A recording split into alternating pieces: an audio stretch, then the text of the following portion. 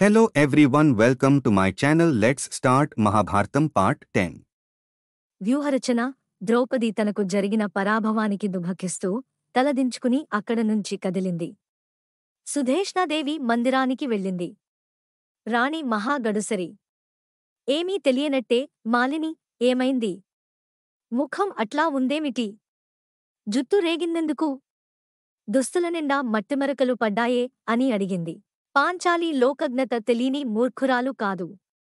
ఆహా, ఎంతటి నందనాచి! గొప్పవారికి ఎట్లా మాట్లాడినా చెల్లిపోతుంది కాబోలు అని నిట్టూర్చింది. పైగా సుధేష్ణ, సింహబలుల జన్మవృత్తాంతాలు ఆమెకు తెలియనివి కావు. కీచకుని తండ్రి సూతదేశాధీశుడు. మాళవ రాజ్య కన్య మాళవి వలన సూతాధీశునికి 106 పుత్రులు కలిగారు. పెద్ద కొడుకు కీచకుడు.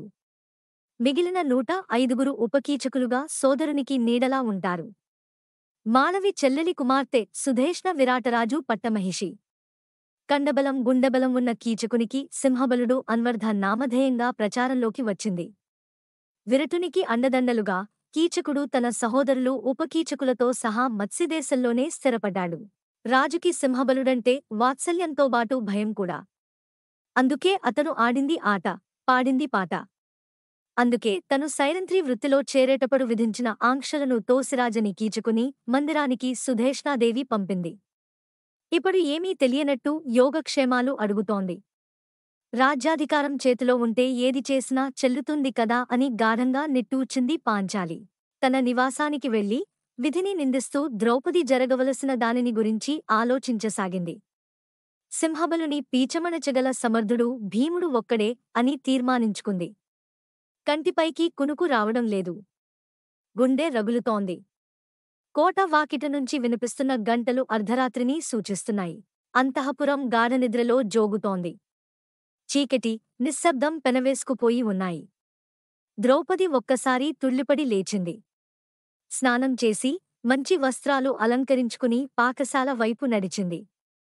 వంటపాత్రలతో సువిశాల శాల కిటకిటలాడుతోంది. పాక విశేష శేషాలు కమ్మని వాసనలు వెదజల్లుతున్నాయి. వాటి మధ్యన కొండవలె కటిక నేలపై ఆదమరచి నిద్రిస్తున్న భీమసేనుడు కనిపించాడు. ద్రౌపది భర్తను సమీపించి, నాథా! ఇంత చేసిన ఈ కీచకుడు నిర్భయంగా తన మందిరానికి వెళ్లి గుండెలపై చేయి వేసుకుని నిద్రపోతున్నాడు. నువ్వు కటిక నేలపై హాయిగా గురకలు పెడుతున్నావు. కంటికి నిదురరానిది నాకేనన్నమాట. కట్టుకున్న ఇల్లాలికి నడివీధిన అంతటి అవమానం జరుగుతుండగా చూశావు కదా. అయినా ఇంత సుఖంగా నిద్రిస్తున్నావంటే అది నీ చేతకానితనం అనుకోవాలా? లేక అగ్రజుని ఆదేశానికి కట్టుబడి ఉన్నావా? లేక నాపై వైముఖ్యమా అనగా విని నీ రాకను ఎవరూ గమనించలేదు కదా అని ఆతృతగా ప్రశ్నించాడు భీమసేనుడు. లేదన్నట్టు తల ఊపింది ద్రౌపది. ఆమె కళ్లవెంట అశ్రుధారలు జారుతున్నాయి. వలలుడు ఆమెను దగ్గరగా తీసుకుని ఊరడించాడు. తన భర్తల పరాక్రమాన్ని, ఈ దుస్థితిని తలచుకుని రోదించింది. భీముని వక్షస్థలం ద్రౌపది కన్నీళ్లతో అభిషిక్తమైంది. సాధ్వి, ఎంతటివారికైనా కాలం కలిసిరానపడు కష్టాలు తప్పవు. గడచిన కాలంలో ఎందరో నీవంటి మహాసాధ్వులు ఎన్నో హింసలు ఓర్చారు.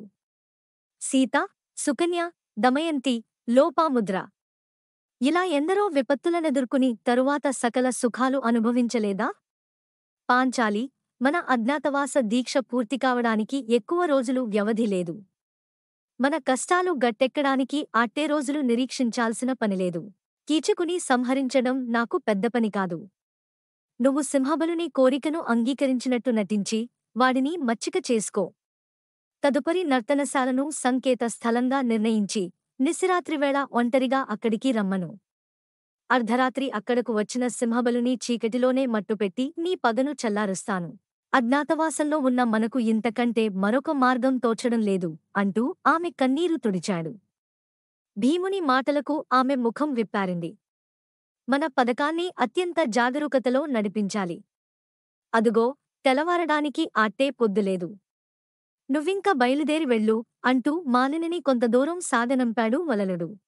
Don't forget, like, comment, share, subscribe. And thanks for watching.